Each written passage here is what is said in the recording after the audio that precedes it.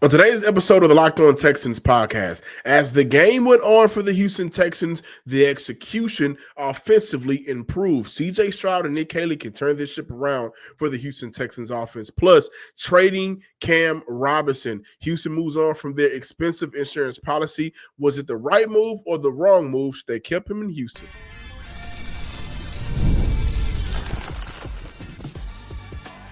You are Locked On Texans, your daily podcast on the Houston Texans. Part of the Locked On Podcast Network, your team every day. Battle Red Nation, from H-Town to your town. Today's episode and every episode of the Locked On Texans podcast is for Texan fans all around. I want to take this time to shout out my who? Every day is from the Himalayas, making the Locked On Texans your team, your first listen of the day, and for consistently listening to myself, your Texans credential media member and football analyst, John Hickman. What am I talking about today? Well, I'm going to talk about the story of David and Goliath. We're going to church at the end of the show, right? God's got a blessing with the Texans' name on it. The Houston Texans, they could pull off a victory over the Baltimore Ravens. I don't even want to say an upset because they're 1-3 as well. That's a bad franchise. Houston is a bad franchise, but Houston could actually pull this game off against Baltimore. Also, preparing for life without Joe Mixon is real. We need to talk about it, but I think Sunday's matchup gave Houston some good insight into how they can maneuver the rest of the season with the two running backs they have on the roster. But I opened up today's show looking at CJ Stroud and offensive coordinator Nick Caley finding some stride in the game against the Tennessee Titans. Some great takeaways that I wanted to kind of touch on a little bit. Plus, Houston moving on from Cam Robinson. Let me know how you feel about that trade, guys. Do you feel like it was the right move? Should the Houston Texans have kept Cam Robinson here in Houston? Let me know either in the comments section or on social media. Today's episode is brought to you by FanDuel. Right now, new customers can bet just $5, and if your bet wins, you'll get $300 in bonus bets to use across the app. Now, offensively, I know it took a while for the Houston Texans to find their groove, but they did late in the third into the fourth quarter, where they closed out with 3 TDs on the day. 2 by Woody Marks, 1 through the air, 1 on the ground, and then CJ Stroud with a beautiful touchdown to Jaden Higgins, which he checked into. Loved the matchup. It was a good one-on-one. He said it was man. He looked at the defense, and he found Higgins for a 24-yard TD. Beautiful catch by Higgins, by the way, to get his first touchdown on the year. What I want to highlight for you guys is, as the game went on, the execution for Nick Caley and CJ Stroud improved, right? And there were some things that I was very impressed, that I came away from the game impressed by from Nick Caley. I thought that for the first 3 weeks of the season, grading Nick Caley in terms of his play designs and schematically how he was going about opening things up for CJ Stroud in the offense, I think it would have been fair to give him a C-, right? Some of you guys may say D, some of you guys may say F. I'm going to put some of the blame or put some of the mistakes on the shoulders of the quarterback, which I think is fair, but it wasn't great from Nick Caley against the Tennessee Titans. I thought that there were moments throughout the game where you can say this is an A grade for Nick Caley. So I look at the missed pass to Christian Kirk. This was at the 51-second mark of the first quarter. Great play design by Nick Caley. If you go back to that play, Dalton Schultz was wide open on a tight end wheel route on the sideline. He was wide open. CJ Stroud missed him. Again, I go to the second quarter, the fake screen, leak up the seam, great play design, and that pass was intended for Dalton Schultz. CJ Stroud doesn't connect with Schultz. If he hits him on the money, Dalton Schultz is getting his first TD of the year. But again, that was a missed throw from CJ Stroud. As the game went on, those throws or some of the decision-making from the quarterback play improved, and we saw the results of great play designs for Nick Caley. And I also want to give him a shout out here, man. Caley was around a running back that nearly had 800 receiving yards in a season. And I'm talking about James White. And I'm talking about James White in the sense of the perfect option for an offense that gave running backs a lot of freedom, a lot of option routes, a lot of opportunities to catch the ball underneath and pick up yards down the field. Not always screens, but they also did a good job running those screens for the Patriots and just giving that running back the time to get some yak yards. And I thought that how Nick Caley utilized Woody Marks on Sunday was a perfect example of the positive that you want to take from an offense that a lot of us do not like to hear or see or talk about. I thought that he used Woody Marks exactly how the Patriots used to use James White. And I say that because you look at how Marks got some of those passes, some of those yards on the air. You look at the play action TD for Marks. It was intentional to get Marks involved in the passing game. We talk a lot about his draft stock and where not necessarily his draft stock, excuse me, but we talk about his draft profile and a lot of what we loved out of USC. This guy can be an amazing receiver out of the backfield. I feel like Sunday was the first time it was intentional. Now to CJ Stroud, again, as the game went on, the execution for CJ Stroud went on. I mentioned missing Dalton Schultz on the fake screen leak up the scene play for a touchdown. And I also mentioned Dalton Schultz being missed on the tight end wheel route at the end of the first quarter. I also want to highlight that in the second quarter, this was a second down play with 2 minutes and 23 seconds left. CJ Stroud misses the running back underneath, and he also misses Nico Collins one-on-one to the right of him, and he took a bad sack. This is all in the first half. CJ Stroud cleaned up on this. And when I say that, he cleaned up on recognizing what the defense has given him, the one-on-one matchups, and also he did a better job throughout the game of just taking what's there underneath. So I fast forward to the big Nico Collins 37-yard completion. Almost an identical look there for CJ Stroud. And he recognizes and he gives his receiver an opportunity to put the ball out in front of him, to go out there, one-on-one situation and make the play. So you just see CJ Stroud as the game goes on and as the offense continues to have the opportunity to, have the ball in their hands, get comfortable at their quarterback position, and make those plays. And I thought that was one of the most impressive things of the day. Just seeing him throughout the game continue to get better and better in terms of his recognition, in terms of looking at the defense and what the defense gave them. And I'm also going to highlight this. The touchdown to Jaden Higgins, which is where I asked CJ Stroud about, what did he see on that play? That wasn't the only time that CJ Stroud checked into another route or another play for the Houston Texans on Sunday. So the comfortability is there for CJ, and you just love to see that. You love to see that. That's what he needs. That's what this quarterback needs. That is exactly what this young quarterback needs, man. So I wanted to highlight that, and I also want to dive into Houston moving on from Cam Robinson. Texans and Cleveland swap late round picks for the 2027 draft. The Houston Texans also paid nearly $9 million of Cam Robinson's $12 million salary to move off of him. Was it the right move? Was it the wrong move? In my opinion, I would have kept Cam Robinson simply based on this. I thought it was a better day from Ariante Ursary. He played his way into starting, the right decision. He's going to be hopefully your cornerstone franchise left tackle for the future. I am of the belief, get him out there now so he can be prepared for when this offense really gets to rolling and the expectations of a Super Bowl run is real. You can hang your hat on it, right? But then you look at the argument, Cam Robinson isn't playing. He's a very expensive insurance backup. Move on from him. I don't see the value in moving on from Cam Robinson. Swap late round picks in 2027. That's 2 drafts away. He was already paid the $9 million of his salary, right?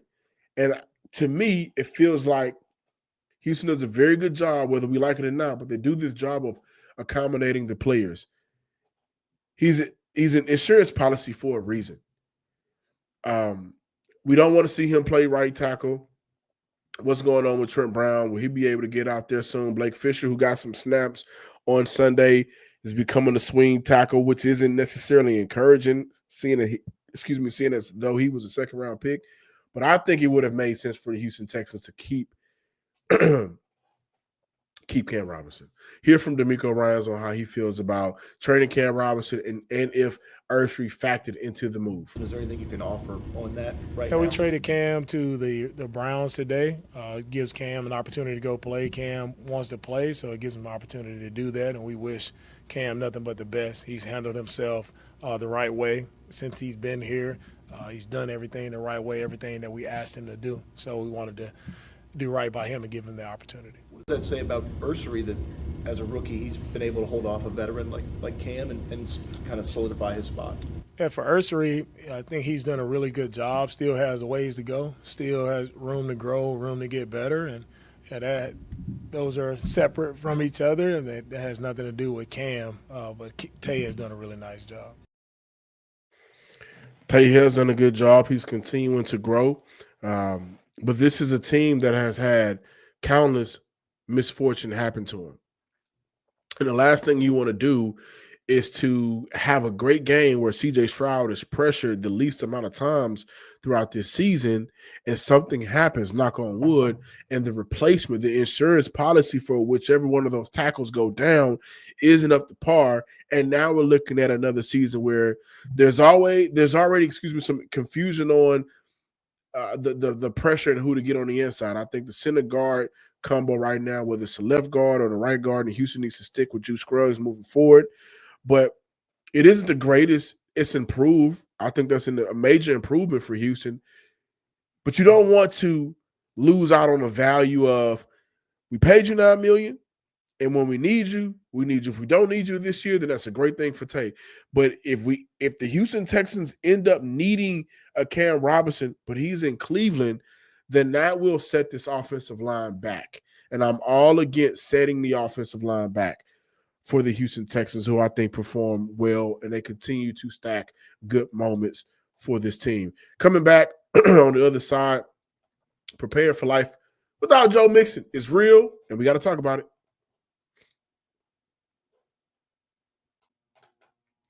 You know the saying, look good, feel good, right? Shout out to Prime.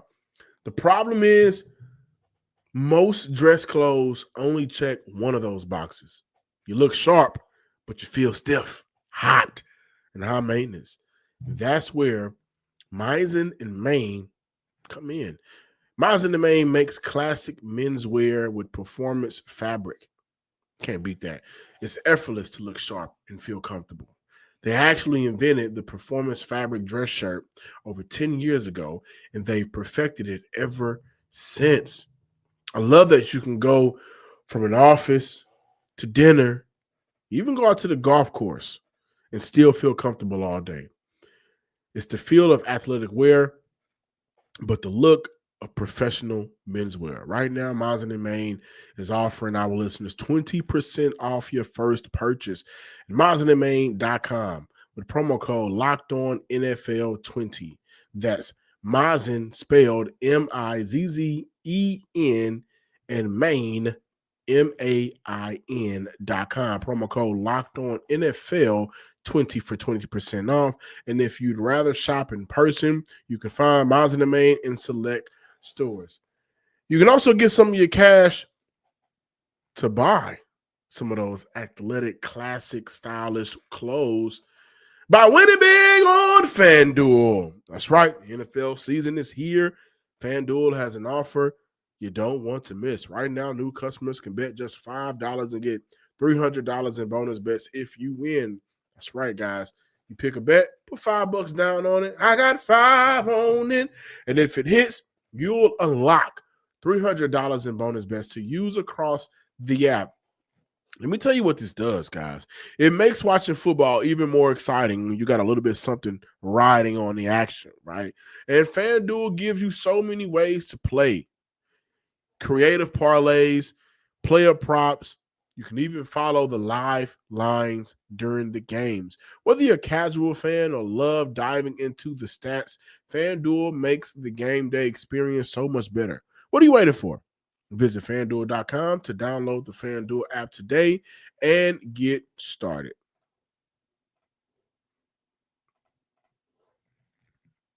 Hey, Coach, got a question for you. How do you feel about rookie running back Woody Marks? Kind of what he could bring you guys. It was exciting to see Woody show up the way he showed up. Like some of the runs he made, like making guys miss in the hole, playing physical. Some of our short yardage runs, him being able to get downhill in the passing game, not just the catching the ball and running, but the protection. He had some really good protection clips as well.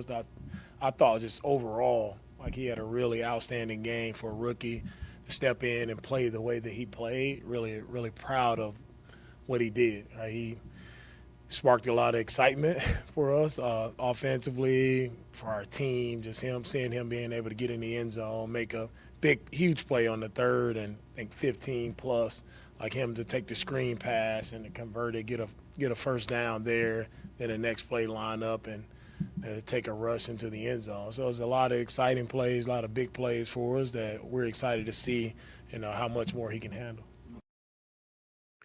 I, for one, feel vindicated that I got it right. I feel good. We always feel good when something that you call, especially in sports, finally happens. But Woody Marks can be a dynamic player for the Houston Texans. I'm not going to say he's going to be one of those players that can rush for 1,000 yards and make all pros, or go out there to be a Pro Bowler. But when building NFL teams, successful NFL teams, the guy that can do what's needed and do that right 10 times out of 10 always elevates your roster. And it always elevates the chances of winning, right? And so with D'Amico Ryan saying that, hey, coach, got another question. What's going on with Joe Mixon? We know that Danico Autry and rookie safety and Jalen Reed can be elevated from the PUP list this week. We got a return status on Joe Mixon. Yeah, for the PUP guys that are returning, it'll be Autry and Jay Reed. No, we don't. No, we don't. Texan fans, my everyday is out there. I've said it before. You guys heard me say it, and I think that now it's going to be a lot more concrete. Life without Joe Mixon is here, is real. I don't think we're going to see Joe Mixon this year. And I think for the Houston Texans, why Sunday's win was so important is how the Houston Texans won that game. 119 total yards from their rookie running back. Check. Finding the end zone twice. Check. Proving the ability once again that he can run inside of the tackles, outside of the tackles. Check, check. Proving that he can be impactful on screen plays. He can also be impactful if you dump the ball off to him, right? He can also pass block, giving you a pancake out there, right? He can also do a very good job of communicating with his quarterback coming out of the backfield on some of those option routes, depending on the leverage that the defender, maybe a safety or a linebacker, is showing him. Check. Life without Joe Mixon means leaning heavier into life with Woody Marks. So if Houston would have went out there, won the game, but we didn't see anything from Woody Marks, and we didn't see anything from Joe Mixon. And I do want to highlight for the Houston Texans, they did rush for 139 yards on the day, right? Woody Marks did run the ball for 4.1 yards per carry. I look at the job that Nick Chubb, he still gave Houston 47 yards on the ground. Nick Chubb still gave Houston 2 for 2 on targets for 15 yards, right? It was always going to be a collective effort. And from week one, the snap share and usage for Woody Marks increased week in and week out. And I want to give credit, a lot of credit here to D'Amico Ryans for this one thing.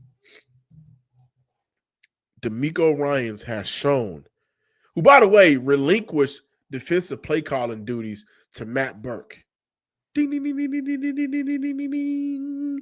D'Amico Ryans is showing that I have to make sure we put the best out there and we are performing and executing the best to our ability.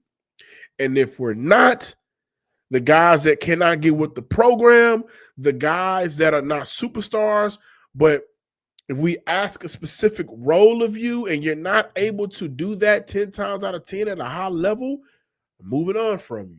Case in point, after week one, no Dameon Pierce. Remember that? After week 2, no real not Woody Marks, Darian Buwali sightings. CJ Gardner-Johnson.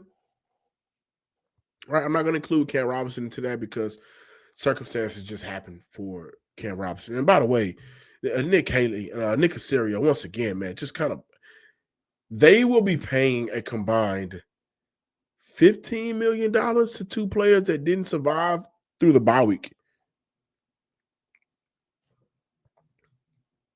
At some point, when the McNairs look at renegotiating, extending, or moving on, that has to be a talking point.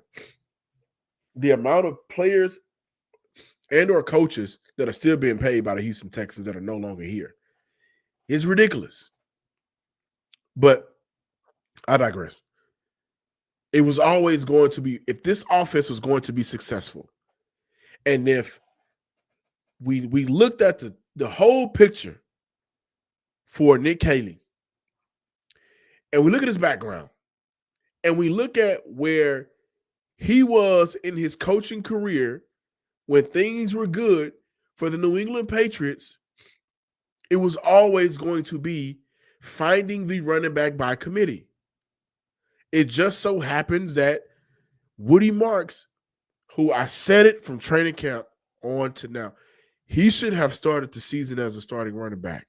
But Houston played it smart. I think that's fair. They gave him an opportunity to get more accustomed to snaps in the NFL. But moving forward, when I say life without Joe Mixon does not have to be hard, life without Joe Mixon does not have to be hard. Utilize these guys in the things that they're good at. That's simple. Now, it's not simple. You got to go out there on game days. You got to play teams. Like when they get to Seattle, I think that's going to be tough. When they get to San Fran, I think that's going to be tough. Denver, I think that's going to be tough. The best case scenario for the Houston Texans in the month of October is going 2-2. They got to find a way to win 2 of those games, of those 4 tough games. Baltimore, San Fran, Seattle, and Denver. They got to find a way to split and go 2-2. But because you don't have Joe Mixon to lean on, I just saw Nick Caley intentionally get Woody Marks involved in the pass game. And he also ran the ball well. The offensive line has to continue to hold up and play better, but because his ability to run inside the tackles, I think that bodes well for the Houston Texans running back. And I think that moving forward, after Houston gets through this season and they look at offseason decisions that need to be made, boosting that running back room should still be a part of their mid to top priority. But if Houston moves on from Joe Mixon, which hopefully he's healthy by the end and can make a real case for the role that Nick Chubb has now, it'll be fair to give Joe Mixon that role because he's taken a lot of hits in his NFL career. Then you'll look at the potential of having a dynamic running back. Again, not a running back that's going to go out there and consistently rush for 1,000. Not looking at Woody Marks to be a Pro Bowler. Not looking at Woody Marks to be an All-Pro. But I'm looking at Woody Marks to be a dynamic player to where on game days, defensive coordinators are saying, guys, we cannot lose track of this young man. He will make plays as long as he's put in position to do so, and also as long as he continues to see the field. Now I talked about Houston being able to win a game against Baltimore this Sunday is very possible. So let's get ready to talk about the David and Goliath matchup this Sunday, y'all. Before we dive into the David and Goliath matchup and go to church, it's time for a little Saturday night talk, right? Before you wake up the next morning, go to church. You out at the address. You out in the city of Houston moving around, right? And what do you do when you have a bald eagle standing on top of a silverback gorilla riding a T-Rex? What do you have? I'll tell you what you have. You have confidence, pure confidence. And if you're looking for something beyond the usual appeal to get that confidence on that Saturday night, on that Friday night, even on the hump day, it's time to meet Rougiette Go Long. Rougiette Go Long comes in and gets you exactly where you need to be. It isn't just another ED pill. It's a total game changer for confidence. Go Long combines 2 doctor-trusted medications in one dual action formula so you can get hard and go the distance. The effects can last up to 36 hours. So you pop it Friday night, you get your Saturday in, Sunday roll around before you go and hear the sermon about David and Goliath. Everything will be back to normal. You get confidence all day, all night, and a little bit of the next day. The process is simple, right? It's simple. Connect with a board-certified doctor 100% online, and if you prescribe, your treatment ships discreetly right to your door. Ready to level up your confidence in the bedroom? Head to Rougiette, that's RUGIET.com, and use promo code Locked On NFL for 15% off. That's LOCKEDNFL. That's Rougiette, RUGIET.com. Promo code Locked On NFL. Make sure to use your promo code so they know we sent you and you came.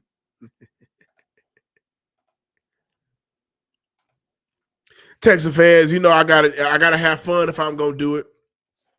And when Rougiette ready, I gotta be focused and confident when I'm gonna do it. Now I'm just playing. But before we close out today's show, looking at the David and Goliath matchup for the Houston Texans, both 1-3 teams, and this is probably David Jr. versus Goliath Jr., right? The Baltimore Ravens are not the Baltimore Ravens that we were expecting to see before the season started. Neither is the Houston Texans. I thought that they would be 3-1 coming into this game and not 1-3. I thought Baltimore would be 3-1 coming into this game and not 1-3. Clearly, our preseason predictions were wrong. However, Houston can win this game. The Ravens are dealing with their own set of injuries. Marlon Humphrey's going to be out. Nnamdi Madubuike will be out. Broderick Washington is on injury reserve. Lamar Jackson dealing with an injury as well. But this is a team that looks to have quit on their coach. Honestly. Again, they're 1-3. They had Super Bowl expectations and aspirations, and through 4 weeks, points per game allowed, 23. Yards per game allowed, 363.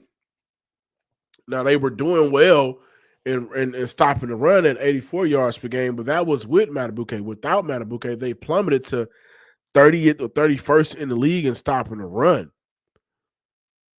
They're pretty bad right now. They are bad. And then you also look at their red zone defense, 32nd in the NFL in red zone TD rate for 2025. This is not a good defense. This is not a good defense at all. And what we're seeing is a team who has seemingly quit on their coach and coaching staff. I've said it for a while now. I think John Harbaugh should be out of there. I think he's a great coach. Great. His legacy is amazing. He won a Super Bowl, but don't know how much this team is responding to him right now. This is also the outside looking in. So I could be wrong, but that's what I see. But then you also look at how bad this passing defense is for the Baltimore Ravens. You correlate that to Houston being able to find spark and find a rhythm and find groove against another bad passing defense in the NFL. And how they were able to do it, right? And I highlighted, hey, listen, I thought that Nick Caley did a good job of getting guys involved. You look at Dalton Schultz and some of the plays that he drew up for Dalton Schultz. You look at how intentional it was to get Woody Marks the ball underneath, and then also the progression and execution from C.J. Stroud as the game went on, reading the defense and getting the ball where it needs to go, whether it's over the top of the defense or one-on-one coverage, whether it's underneath to Dalton Schultz or Christian Kirk or Woody Marks. Everything progressed for Houston offensively due to good execution and anticipation. What's the difference between that defense Tennessee and the defense for Baltimore. There's a lot of names. That's what, like, the Baltimore Ravens has a lot of names on their defense, and I get it. They still have Kyle Hamilton, who's a hell of a playmaker. But there is no reason why the Houston Texans should lose the game because of the play of one safety. And if I see one-on-one coverage with Nico and Kyle Hamilton because they shifted Nico and motioned him into the slot, I need CJ to go ahead and find him. Or Jaden Higgins. Big targets, get them going down the field. The Houston Texans, it's not out of the realm that they could beat the Baltimore Ravens. And as of right now, the Ravens are just a name. That's all they are. They are a trusted name. They are a name that you respect. They are a name that carries the onus of Lamar Jackson. We got Lamar Jackson. Don't know if he's going to play or not, right? They are a name that I think people fear because of the expectation. But they blow leads. They've blown a lead this year, a big lead this year.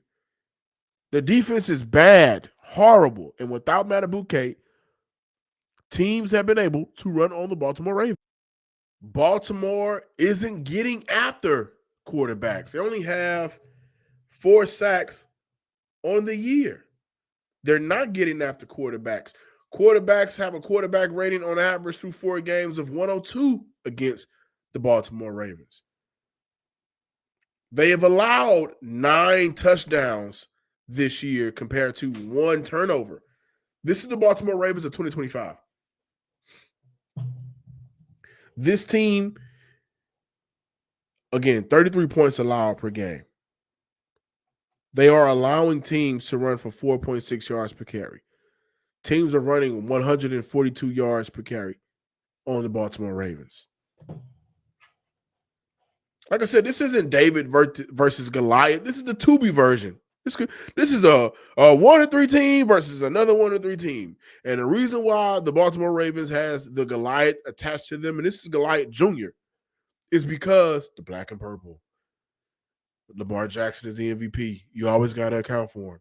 But this is a team so far out of whack right now that Houston can go in and steal that game, place themselves at 2-3, and now they are right back in the conversation of can they win this division. Thank you for listening and watching today's episode. Please be sure to subscribe, like, and comment on YouTube or wherever you listen to your podcast. Follow me on Twitter at John_Hickman12. Until next time, ladies and gents, Texas fans across the nation, throw the Matrix up, baby. Peace.